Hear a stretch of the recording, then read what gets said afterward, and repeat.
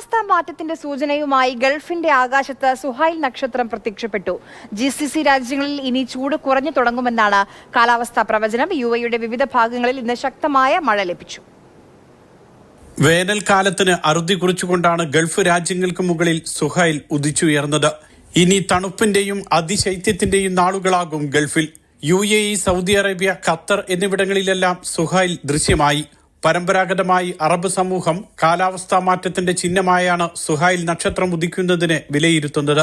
സുഹൈൽ ഉദിക്കുന്നതോടെ രാത്രികാലങ്ങളിലെ ചൂട് കുറഞ്ഞു തുടങ്ങും. ക്രമേണ പകൽ താപനിലയും കുറഞ്ഞ് ശൈത്യത്തിനും അതിശൈത്യത്തിനും വഴിമാറും. ഇന്ന് സുഹൈൽ നക്ഷത്രം പ്രത്യക്ഷപ്പെടുമെന്ന് UAE-യിലെ എമിറേറ്റ്സ് ആസ്ട്രോണമിക്കൽ സൊസൈറ്റി നേരത്തെ പ്രവചിച്ചിരുന്നു.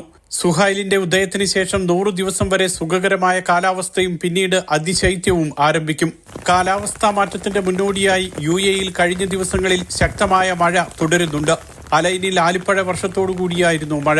ഷാർജയിലെ മലീഹ, ഫുജൈറയിലെയും റാസൽ ഖൈമയിലെയും മലനിരകൾ, ദുബായിലെ ഹത്ത തുടങ്ങിയ മേഖലകളിൽ ഇന്ന് ശക്തമായ മഴ ലഭിച്ചു.